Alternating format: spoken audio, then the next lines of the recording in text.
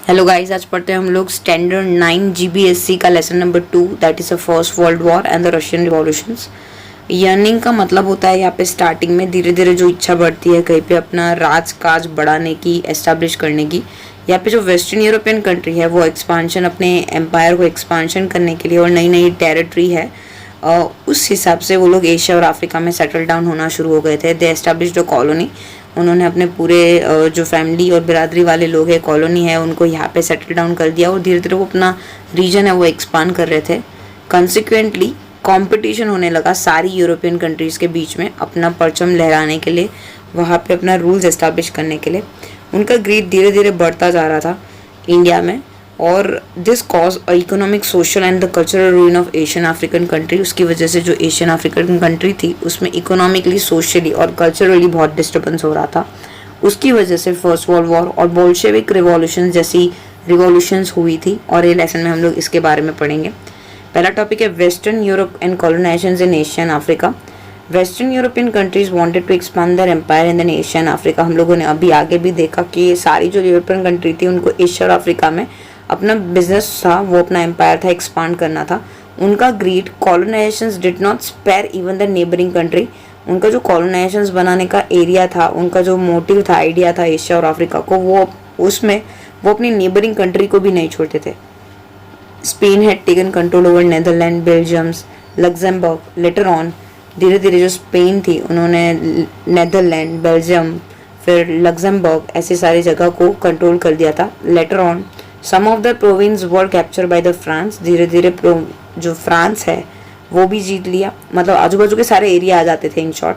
When the Portuguese king died without an heir, जब Portuguese king मर गया था बिना किसी वारसदार के, Portuguese came under the rule of a Spanish king because of his blood relations.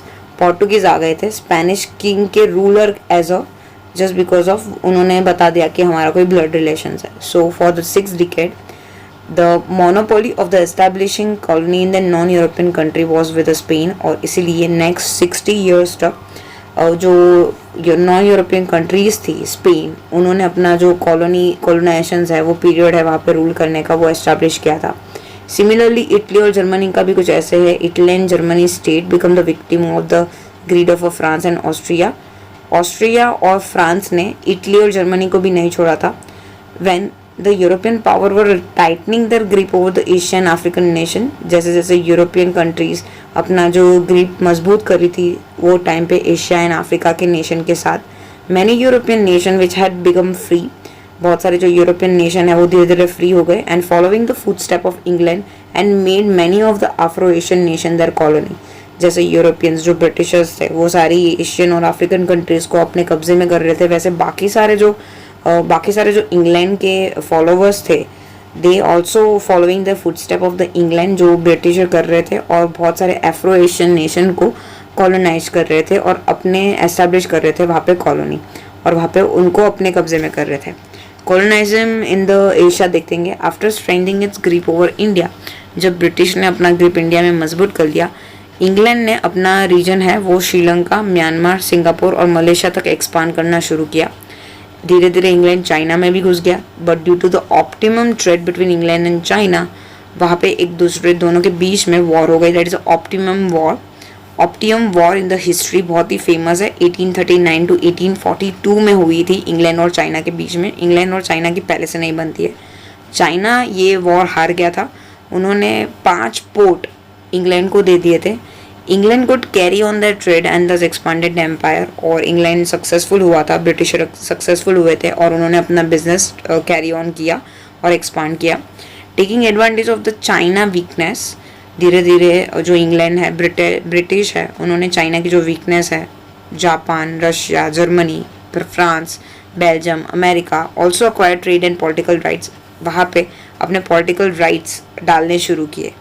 China की वीकनेस को लेकर उन्होंने ये सारी जगह पे ब्रिटिशर्स ने अपने एडवांटेज, अपने ट्रेड्स एंड पॉलिटिकल राइट्स वहाँ पे घुसाने शुरू किए। एनमियस ऑयल रिसोर्सेज जो desert of the West Asia थे, यूरोपियन को वो बहुत ही अट्रैक्टिव लगते थे, उनको भी ऐसे था, उनको वहाँ पे भी कॉलोनाइज करना था।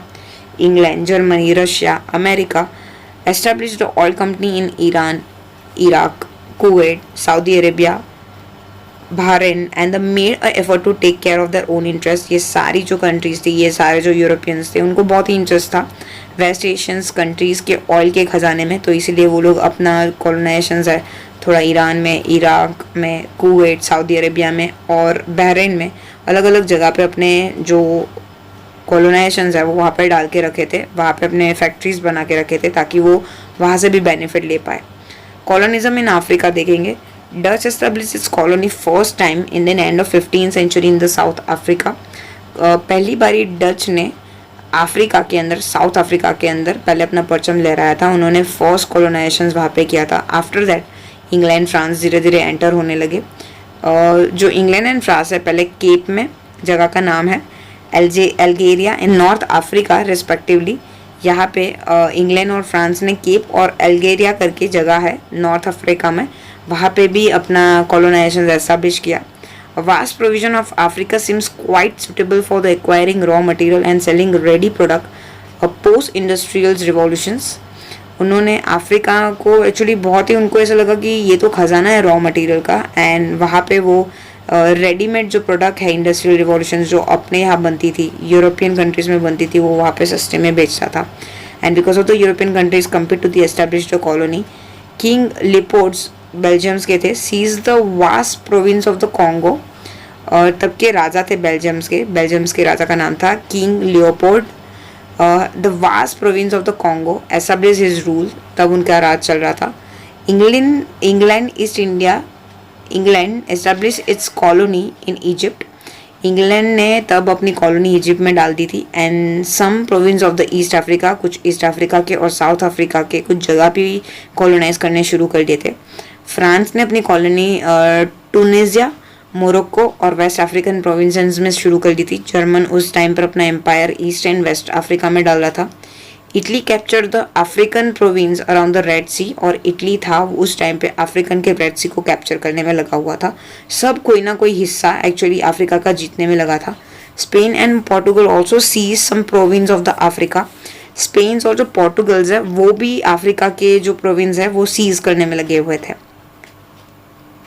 A conference for the European nation was held in Berlin 1884-1885 में। midst of this competitions to establish colony, European Nations के बारे में एक कॉन्फ्रेंस रखी गई बर्लिन में 1884-85 में, ताकि वो जो अपनी कॉलोनी एस्टेब्लिशमेंट्स में है उसमें किस हिसाब से क्या पार्टिसिपेशन होगा वो डिस्कस करने के लिए। Different African territories were divided among the European nation at the end of the conference.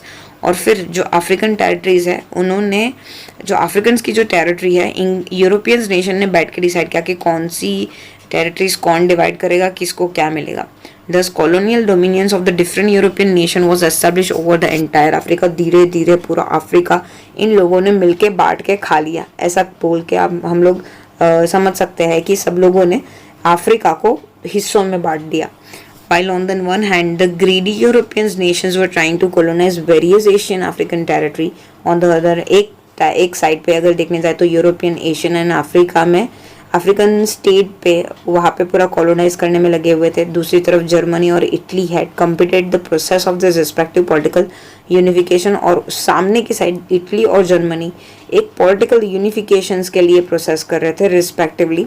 And thus the unified Germany plug into the competition of industrialisations, और धीरे धीरे जर्मनी इंडस्ट्रियलाइजेशंस की कंपटीशन में आगे बढ़ गया, कमर्शियलाइजेशंस, कॉलोनाइजेशंस, और जर्मनी भी वो धीरे धीरे वो ट्रैक पे आने लगा। दस this quickly changing global phenomena had explored some of the countries politically, economically, socially due to that develop had stopped। बहुत सारी कंट्रीज के डेवलपमेंट स्टॉप हो गए थे क्योंकि सबकी पॉलिटिकल, इकोनॉमिक एंड सोशली जो इमेज थी, सिचुएशन थी, उस पर फ़र्क पड़ा था। उसकी वजह से फर्स्ट वर्ल्ड वॉर हो गया क्योंकि यूरोपियंस कंट्रीज, जर्मनी है, इटली है, वो सारी जगह पे कैप्चर करने लगे थे, और उसकी वजह से कोई भी कंट्रीज का इकोनॉमिक डेवलपमेंट नहीं हो पा रहा था। इसी वजह से फर्स्ट वर्ल्ड वॉर का एक रीज़न बना। Factor that cause the first world war देखेंगे कि कौन से रीज़न रहे फर्स्ट वर्ल्ड वॉर होने के। First world war could be consider as the one of the most heart breaking and unforgettable event, क्योंकि ये हिस्ट्री का सबसे टफ फेज रहा होगा, उसमें बहुत नुकसान हुआ था। बहुत सारे फैक्टर रिस्पॉन्सिबल है इसके लिए। फर्स्ट वर्ल्ड वॉर एक्चुअली 1 अगस्त 1914 से शुरू हुई थी। जर्मनी हार गया था। जर्मनी हैड डिफीटेड जर्मनी ने फ्रांस को हरा दिया था in the second war, because of which France had to sign the Frankfurt treaty. उसकी वजह से फ्रांस को जर्मनी के साथ एक फ्रैंकफर्ट ट्रेटी है 1871 वो साइन करनी पड़ी थी। उसमें एक्चुअली वो जो ट्रेटी है उसमें ऐसा है कि फ्रांस हैड टू पे, जो भी ये वॉर का जो भी फंड्स हुआ है, जो भी डैमेज हुआ है, वो उसको पे करना पड़ेगा जर्मनी को। Had to pay the war fine as well as the give away to 2 of its province. उसके जो 2 प्रोविंस है, लॉरेंस एंड देन एबेसिस, जर्मनी को देने पड़ेंगे।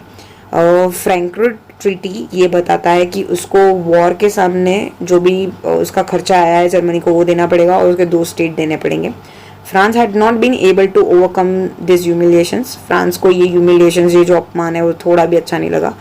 Frankfurt treaty itself was a cause of the first world war. Actually Frankfurt treaty he actually first world war का एक सबसे बड़ा रीज़न बोला जा सकता है। End of the war show the seeds of the future war, और जो एंड भी था वॉर का वो फ्यूचर वॉर होगा वही नोट पे ख़त्म हुई थी। पहले देखेंगे कौन सा फैक्टर है जो रिस्पॉन्सिबल है फर्स्ट वर्ल्ड वॉर के, वो है economic factor. England had establish is vast empire in Asia. England ने धीरे धीरे करके एशिया और अफ्रीका में 19th सेंचुरी तक अपना पूरा वास्ट एम्पायर डाल दिया था। उन्होंने बहुत सारे कंट्रीज़ को इकोनॉमिकली एक्सप्लॉयट किया था and they become a rich. Industrialisation और स्विफ्ट कॉलोनाइजेशन की वजह से उनको huge quantity of raw material बहुत ही सस्ती प्राइस में मिल जाती थी। In the last quarter of the 19th century की एंडिंग में Germany had started the competition to procure market in Asia and Africa. धीरे धीरे अगर देखने जाए तो जर्मनी भी मार्केट में आ गया था और जर्मनी भी कंपटीशन अच्छा खासा दे रहा था इंग्लैंड को। Germany started supplying the cheaper goods in comparison to the England and France. अगर देखने जाए तो इंग्लैंड जैसे कपड़े दे रहा था सस्ते में, उससे भी ज़्यादा सस्ते में जर्मनी कपड़े प्रोवाइड कर रहा था, चीज़ें प्रोवाइड कर रहा था। जो अफ्रो और एशियन मार्केट थे वो इंग्लैंड और फ्रांस के पूरे भरे हुए चीज़ों के भरे हुए थे।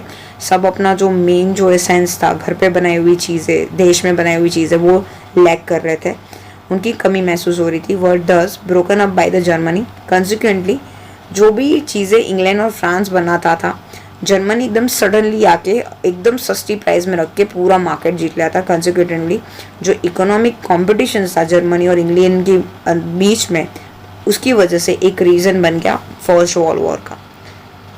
मिलिट्रिज्म देखेंगे। मिलिट्री फोर्स एक्चुअली बहुत ही ज़रूरी होता है क्योंकि यूरोपियन जो नेशंस हैं वो एक्सपांशन में मानते हैं और ये कंपटीशन का एक सबसे बड़ा जरिया था क्योंकि मिलिट्री पावर बहुत ही ज़ोरदार थी। उसकी वजह से इंडिया जैसी कंट्री में या फिर बाकी सारे जो एशियन अफ्रीकन कंट्रीज़ में उसमें अपना दबदबा बजाने के लिए अपना जो टेरिटरी है वो इस्टेब्लिश करने में सक्सेसफुल हुए थे। इंग्लैंड, फ्रांस, ऑस्ट्रिया, रशिया वो धीरे धीरे अपनी मिलिट्री पावर बढ़ाने लगे थे यूरोपियंस कंट्रीज़ को देखकर। फाइव इंडियन कंट्रीज जैसे कि Japan, Italy, Germany compulsory military training had started. उन्होंने कंपलसरी मिलिट्री ट्रेनिंग स्टार्ट कर दी। धीरे धीरे वेपन्स का प्रोडक्शन इंक्रीज होने लगा just because on the name of a self defence. Thus militarism got an impetus and the militaries competition added to economic competition create a serious atmosphere of a war. और जो military रखने का जो इम्पेटियस मतलब जो effect था उसकी वजह से मिलिट्री जो कंपटीशन था उसकी वजह से एक एटमॉस्फेयर बन गया वॉर जैसा। अभी सभी मिलिट्री रखने लगे तो ऑब्वियसली वॉर तो होगा ही होगा। सो एक मिलिट्री रखने का एक भी रीज़न था कि ये एक कॉज था, फर्स्ट वॉर होगा ही होगा। नेक्स्ट देखेंगे groupism and the secret treaty. Groupism and the secret treaty play and major role in the first world war. अगर देखने जाए तो ग्रुप बन गया था, सीक्रेट ट्रेटीज चल रही थी, वो फर्स्ट वर्ल्ड वॉर का सबसे बड़ा रीज़न था। फर्स्ट वर्ल्ड वॉर में एक्चुअली 2 ग्रुप बढ़ गए थे। एक ग्रुप के अंदर Germany, Austria, Hungary, Bulgaria and Turkey था और दूसरी साइड अगर देखने जाए तो इंग्लैंड, फ्रांस, रशिया और जापान था। 2 ग्रुप बन गए थे। सबके अंदर जो जेलिसी, एनमिटी, ट्रस्ट की कमी, डर, हेट, ये सारी वजह से ये 2 ग्रुप बन गए थे। इसका एक बहुत बड़ा रीज़न बना फर्स्ट वर्ल्ड वॉर होने के लिए। Feeling of fierce nationalism, independence of Belgium and the Greece and the unification of the Germany and Italy. Unification का मतलब हुआ जर्मनी और इटली साथ हो जाना। बेल्जियम और ग्रीस आज़ाद हो गए थे एंड उसकी वजह से उनको नेशनलिज्म का ऐसा एक भावना पैदा हो गया था उनके अंदर कि यार अपने को भी अभी आज़ाद होना है। But later the feeling of nationalism took an extreme narrow from the Europe. Economic jealousies, competition colony in the European had increased so much that national interest of each others began to clash। सबके जो national interest थे वो clash होने लगे एक दूसरे की वजह से क्योंकि जो इकोनॉमिक जेलिसिस थी, जो कंपटीशन जिस हिसाब से बढ़ रहा था, इसकी वजह से जो यूरोपियन नेशंस थे they began teaching extreme and destructive nationalism to its people. वो लोगों को कुछ अजीब सा डिस्ट्रक्टिव नेशनलिज्म सिखाने पर तुले हुए थे। Love for the Nations, hated for the other Nations, ऐसा इनकरेज करना शुरू हो गए थे कि खुद के नेशन को प्यार करो, दूसरे नेशन को हेट करो। जर्मन चीफ जो कैसर्स विलियम्स थे वो एक वन ऑफ द ओरिएंटर माने जाते थे नेशनलिज्म और कॉलोनिज्म के। वो बहुत ही ओवर एम्बिशियस थे, वो मानते थे वर्ल्ड लीडरशिप, उनको पूरे वर्ल्ड में अपनी लीडरशिप मतलब डंका लगाना था उनका। He wanted to get the things done according to his will, और उसके लिए उन्होंने ग्रांट किया था मिलिट्री पावर को। इसकी वजह से जर्मनी जैसी जगह पे एक फीलिंग ऑफ वॉर क्रिएट हो गया and had resulted in the first world war. और लोगों के अंदर जो नेशनलिज्म की भावना पैदा हो गई थी उसको स्टॉप करने के लिए एक फर्स्ट वर्ल्ड वॉर का हालात बन गया था। रोल ऑफ न्यूज़पेपर देखेंगे। Newspaper of the European nations arouse so much of a hatred among the people with their mutual D and then provocating. जो न्यूज़पेपर थे वो इतने हेट से भरे हुए थे म्यूचुअली, और इतनी ख़राब तरीके से लिखे थे, एक दूसरे को प्रोवोकेशंस करना, मतलब गाली देना, सामने जवाब देना, exaggerated and the false written up, सारी चीज़ें गलत गलत लिखना, एक दूसरे को नीचे गिराना, बाई स्प्लिटिंग ऑफ वैनम, एक दूसरे के खिलाफ जहर फैलाना, ये सारी चीज़ें न्यूज़पेपर में चली जाती थी। Could even make the effort of establishing peace and harmony. Even newspaper भी शांति की चीज़ें नहीं लिखता था। ये भी एक रीज़न था फर्स्ट वर्ल्ड वॉर का। इसकी वजह से लोगों के अंदर जो हेट्रेड पैदा हुआ वो एक रीज़न बना फर्स्ट वर्ल्ड वॉर का। फिलोसॉफी अबाउट वॉर देखेंगे तो policy of the war is welfare took roots in Europe. War हमारे अच्छे के लिए है, ये जो फिलोसॉफी थी यूरोप की, ये भी एक रीज़न बना था। जर्मन के जो राइटर थे ट्रॉट्स्की, उन्होंने पब्लिश किया था maxims like only the might deserve to be leave, जो भी डिजर्विंग होंगे उनको ही जीने का हक है। War alone is a national need, जो वॉर ही है वो पूरे हमारे जो नेशन की ज़रूरत है। ऐसे सारे स्टेटमेंट लोगों के अंदर ऐसी भावना क्रिएट करते थे वॉर की। जो नेत्सा थे German writer, express the war is a sacred work, कि ये जो बहुत ही पवित्र वर्क है। सो सारी कंट्रीज़ वॉर को प्रोवोक कर रहे थे, वॉर होने का ऐसा माहौल क्रिएट कर रहे थे। उसकी वजह से फर्स्ट वर्ल्ड वॉर जो है वो पॉसिबल हो पाया, और उसकी वजह से वो और ज़्यादा ग्रॉसिंग हो गया। Prince of the Austria and his wife were assassinated by being shot by the member of the Serbian terrorist organism Black Hand. Actually यहाँ पे एक सीन बताया है कि जो राजा थे ऑस्ट्रिया के और उनकी जो वाइफ थी उनको असैसिनेटेड, जब बहुत ही फेमस पर्सनालिटी मर जाती है तो उसके लिए वर्ड यूज़ होता है असैसिनेटेड। तो यहाँ पे उनका मर्डर कर दिया गया था, और वो किया गया था एक वन ऑफ द मेंबर जो टेररिस्ट सर्बियन टेररिस्ट ऑर्गेनाइजेशन से था। वो उनकी कंपनी का नाम था ब्लैक हैंड। टेररिज्म की भी company, can you imagine, black hand करके कंपनी का जो सर्बियन टेररिस्ट था उसके थ्रू ये मौत हो गई थी। Austria blame the Serbia for the involvement, और ऑस्ट्रिया ने सर्बिया को इन्वॉल्वमेंट के एक्ट में दोषी करार किया and gave the ultimatum to hand over the culprit to the Austria within 48 hour. और उनको रिस्पॉन्सिबिलिटी दी थी क्या 48 आवर में जो कल्प्रिट है तो ऑस्ट्रिया को दे दो, क्योंकि हम लोग को उनका बदला लेना है। Serbia declare it's ignorance in the matter, और सर्बिया ने ये मैटर में थोड़ा भी अपना इंपॉर्टेंस नहीं शो किया, इग्नोर कर लिया मैटर को। Without listening to the anything from the Serbia, Austria declare war on the Serbia. इसलिए ऑस्ट्रिया का कहा नहीं माना, इसलिए सर्बिया पर उन्होंने वॉर अनाउंस कर दिया, और ये भी एक रीज़न रहा फर्स्ट वर्ल्ड वॉर का। इस हिसाब से फर्स्ट वर्ल्ड वॉर की शुरुआत हुई। आगे की पढ़ाई हम लोग पार्ट 2 में करेंगे। Thank you